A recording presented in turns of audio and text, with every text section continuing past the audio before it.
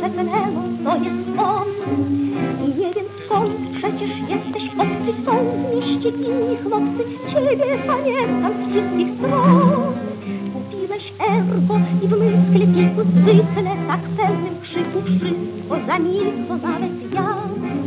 Mówiąc adieu, ty się śmiałeś do mnie, ach, jak mi żal ogromnie, że cię nie znałam tego dnia.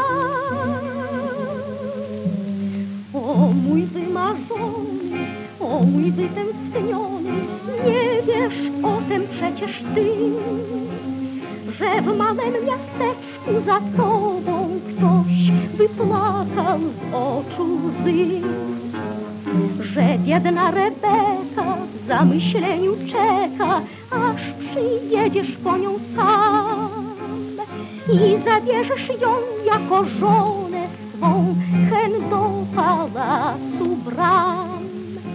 Ten krzyk, ten gwałt, ten cud ja sobie wyobrażam, Boże mój. Na rynku cały lud, a na mnie błyszczy biały, weselny strój. O mój wymarzony, o mój wytęskniony, czy ktoś kocha cię jak ja? Lecz ja jestem biedny.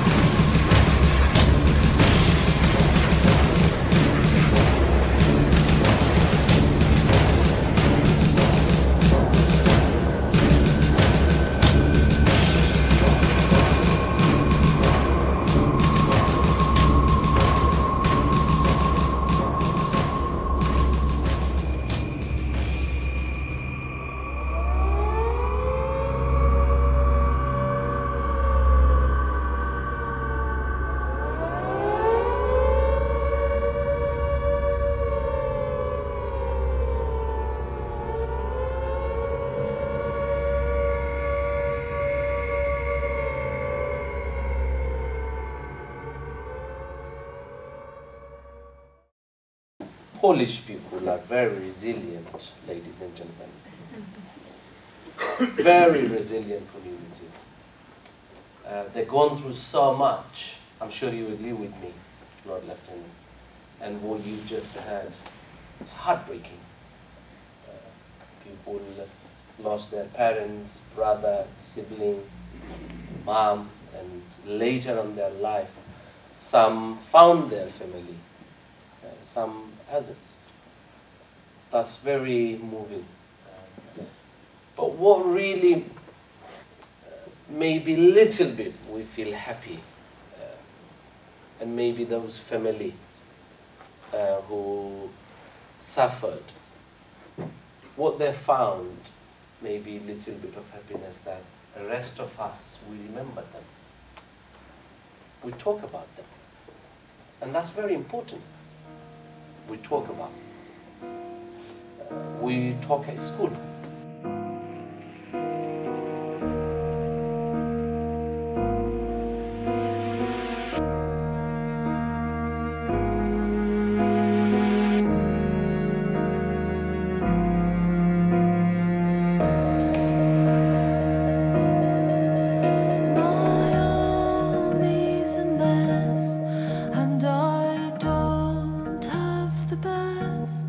To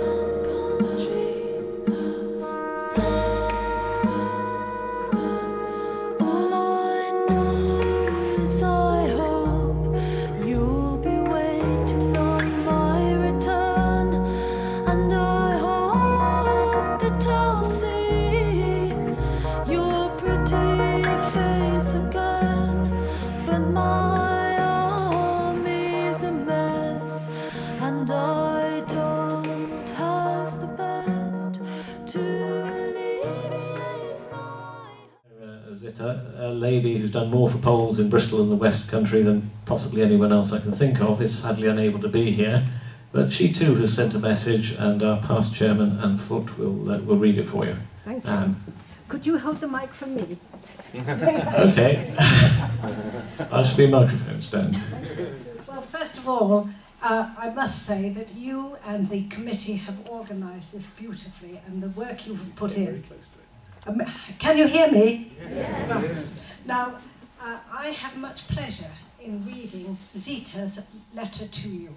Zita went to Siberia, was taken to Siberia when she was just 5, and but came to England when she was about 14, and after being in Gloucestershire was down near Newton Abbot at Stover, and she went to school in Newton Abbot, and she always says she thanks the people down there. She got the scholarship to Bristol University, and knowing that she always did things for, and always has done things for other people rather than herself, she won a prize from the school, and the headmaster insisted that she should spend it on herself.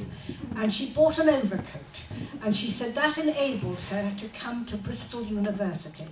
And after getting her degree at Bristol, she did the teacher training, and she spent her life teaching in Bristol schools and the area, usually disadvantaged children. And then when she retired, she went and took a bus virtually every day out to go to the Young Offenders Institute and to teach them.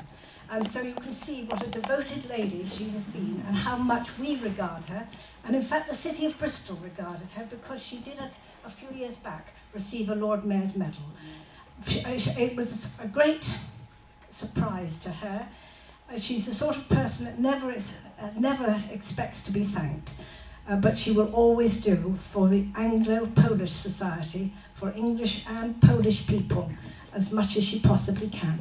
And so it gives me great pleasure to read this, what she's written.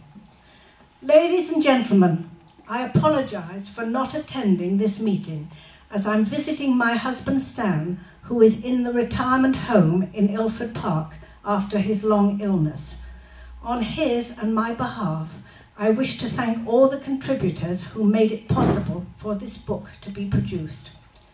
In war and in peace, we have been friends. The Poles here and in Poland remember with gratitude the words of the British Prime Minister Neville Chamberlain on the 3rd of September 1939.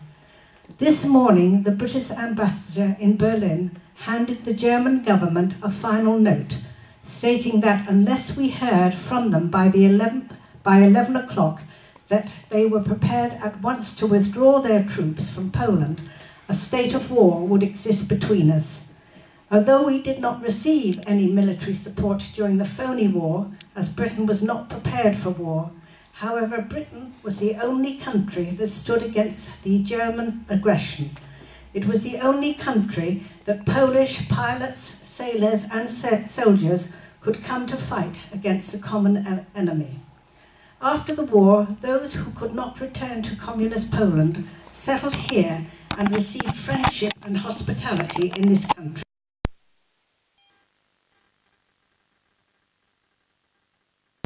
At school, it is my privilege to be a member of the Anglo Polish Society. Thank you.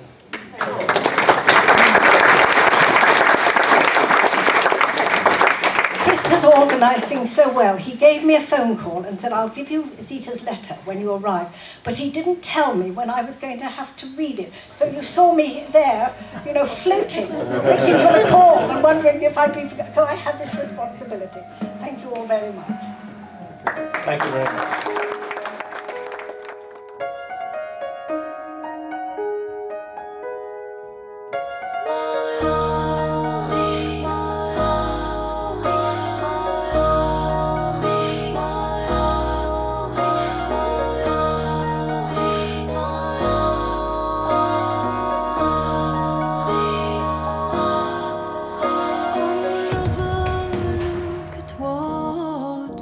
Your man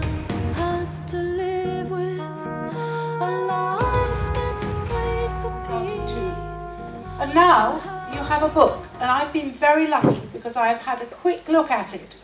It's a substantial production, believe me. It's very handsomely produced, and it's got a huge richness of heritage in between its covers.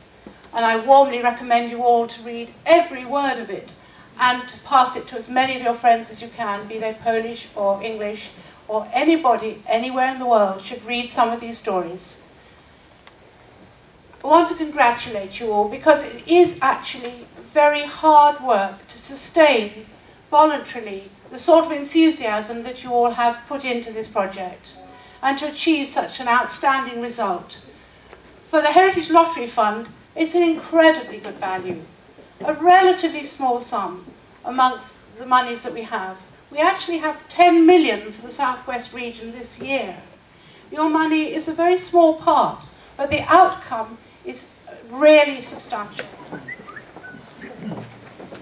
Okay, well, thank you very much for that warm endorsement. It's much appreciated. And if you've got 10 million, we'll be round tomorrow to see how much yes, I think we did. We clearly can't run through the whole of the book with everybody, but what we thought we'd do was we've taken a few extracts. They're not at random, but they are taken to go from before the war to the current day. And they'll be read by a selection of people, and Graz will lead them off.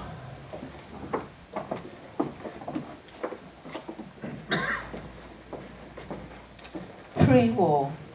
This is an extract from Melania Shumiwo's story, Forest Without Getting Lost. Little did he know that this information would help save their lives in the future. The summers were a period of great activity, particularly during the harvest, when villagers would come to the farm to help with the work. My babcia, that's grandmother, Antonina, was very quick and skilled at using a scythe. The women... This extract is called The Outbreak of War by Hieronim Sembrowicz. My father was born in 1908 in Poland. He qualified as a vet at Warsaw University, and by 1939 he was working as a district veterinary officer in the Katowice area. On September the 1st, he was in a village later to become notorious called Oswięcim. Mobilisation had been ordered for the coming war, and cattle were being directed to slaughter to provide meat supplies for the next few weeks. War had been clearly expected for some time, and he had immobilised and then buried his second best motorbike, a BMW, in the orchard at his home, keeping the valve lifters in his knapsack.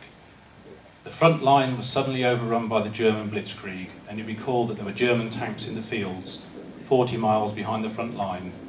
Roads became choked with refugees, and his unit's lorry set off eastwards with his belongings on board. Alas, he never caught up with them, and arrived in Romania, where he and other Poles encountered frontline units of the Red Army, who were then invading Poland from the east. He was arrested and interrogated by the NKVD, Stalin's secret police force. He was, by great good fortune, given a laissez-passer written on a scrap of paper with blue crayon, and this allowed him to travel onwards.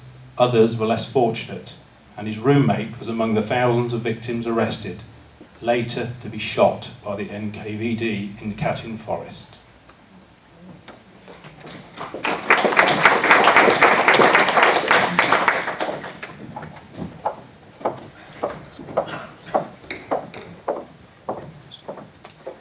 The extract I'm going to read is called The Deportations by Malwina Perczyńska.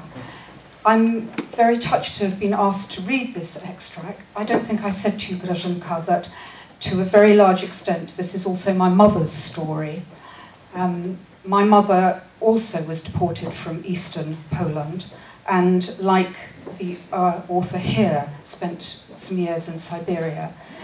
This author went on to spend her teenage years in Africa. My mother spent her teenage years in Palestine, being educated in a school paid for by the British in Nazareth. And 2 years ago I went to see that school where my mother spent her teenage years, and it was a moving experience for me. So, the deportations. During the war, on the 10th of February 1940, the Russians came during the night and told us we were leaving. We were not allowed to take anything at all.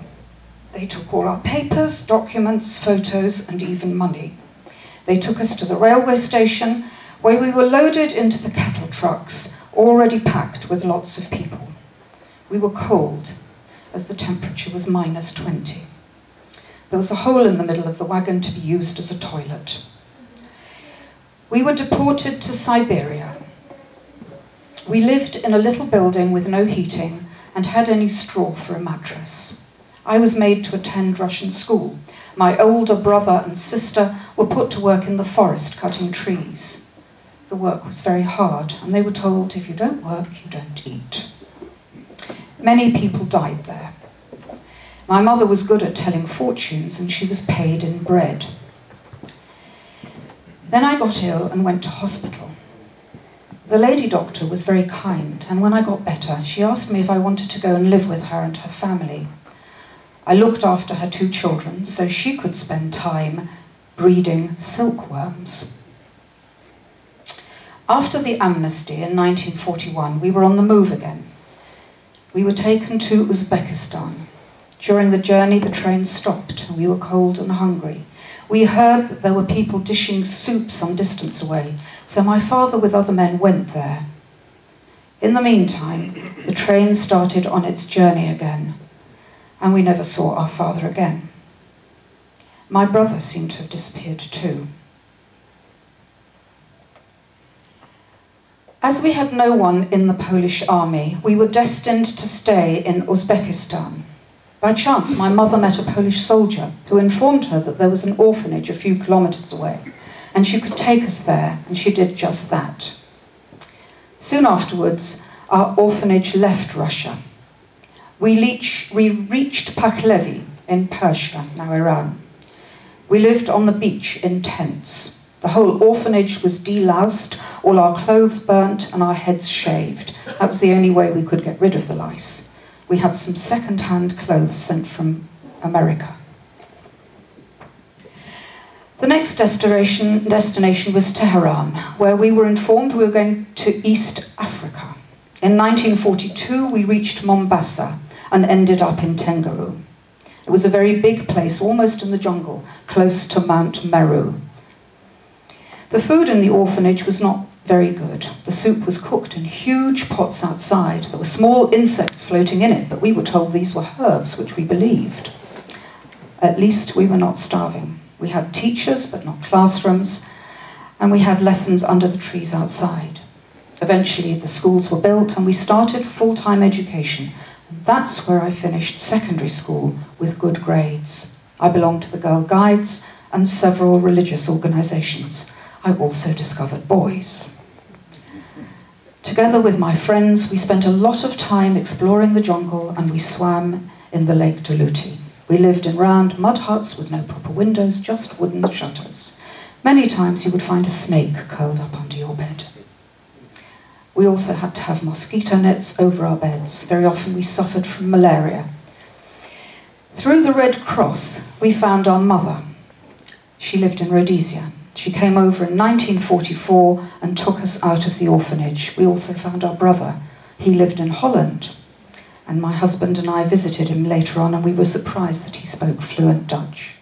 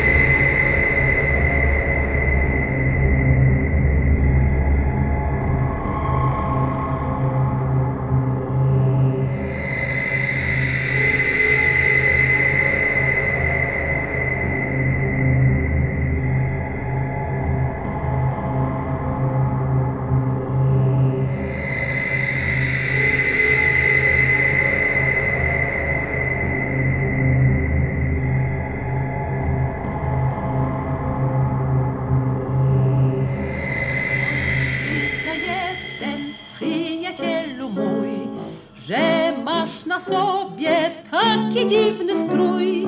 Jam z niewoli polski żołnierz, został mi z munduru kołnierz i podszyty wiatrem płaszcz.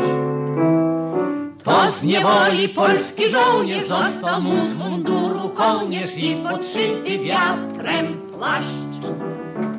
The Warsaw Uprising by Halina Radoszewska.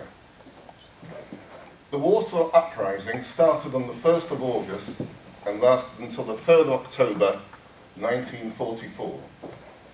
The Polish soldiers, who were waiting for it in several locations, joined the ones in Warsaw when the long-awaited order at last arrived and our fight for freedom began. These were very hard times. The German army's superiority was immense. The expected help from the Allies did not materialize. It was then when I gave first aid to my heavily wounded brother, who was a member of a different platoon than me, and had to leave him awaiting the return of his first aiders and return to my station. I went to a school yesterday and we talked about Holocaust, and I have seen students has researched information, put a tree, and different students leaving different messages, which is very encouraging. And we should encourage every school to teach their children about Holocaust, about their journey, what parents and grandparents gone through. It's very important. But let's talk about a little bit Polish community here in Bristol, if you allow me. Earlier on I said very resilient, very supportive community as well. When we invite different communities, for example, at the Mansion House or other events, we see Polish community there. And it is official now. The Polish is the biggest speaking language in United Kingdom after English. And I know a little bit about, like Yorkshire Marsh, Warda Dobrze, Dziękuję. And I would encourage those of you who don't know Polish, please learn. It's very interesting language. Very nice people. I haven't been to Poland yet, but I would want to go. And I saw John Pryor got a book, so maybe our Lord Lieutenant soon will be visiting Poland. So yes, it is a diversity. Every community welcome here in this great city. So is Polish, and we will see soon Polish people are taking different jobs in Bristol, contributing our society, contributing our economy. And I would thank you very much, ladies and gentlemen, taking the time. And it's very important history. The book is very important to note. I was thinking when you were reading, I'm from Bangladesh, and you asked actually to talk about a little bit of how I came and so on. I was thinking, we went to war as well, my family, 1971 and beyond. But I don't think my family has written anywhere anything. So I was thinking when I was listening, when I go home, I'll ask my mom, you must tell me your experience, and we should write it down. It's very important because otherwise you will be lost. Yes, nobody will know. So well done. You put on, this on the book, and I accepted the book on behalf of the city, and I will certainly read, and I'll put it in the Mansion House, so maybe my next Lord Mayor can read as well, and I'll encourage them to read. So thank you for inviting us here and welcoming and welcome again. Thank you. Well, I would like to take this opportunity to thank all the contributors. Some found it extremely painful to recall memories. They survived Siberia, they survived Warsaw Uprising, the concentration camps, the battles in which they were engaged. But it wasn't all very depressing, because there were quite a number of contributions where the writers mentioned very happy childhoods, a carefree environment in the resettlement camps in the West Country. In all, there were 79 contributors. Some were family members. The age of the contributors is from 9 to 90.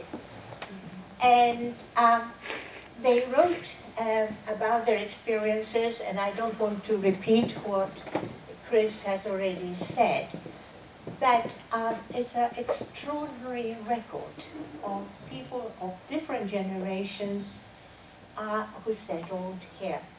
You may not be aware how long the association of Poles with the West Country is. It goes back to 1940. A Polish squadron, 307 of the city of Lwów, defended Exeter in a very great battle. Several of the pilots lost their lives and are buried in Exeter. The Polish Navy was based in Plymouth, and Polish soldiers manned an armored train. They were stationed at Barnstable, because at that time the government was afraid that the Germans might invade from the west. So that this association is Army, Navy, Air Force, and after the war, many of them settled, and as Chris mentioned, they were joined by mainly women and children from camps in India and Africa. And then generations followed. And what is evident from the contributions is that the West Country people accepted Poles into their communities.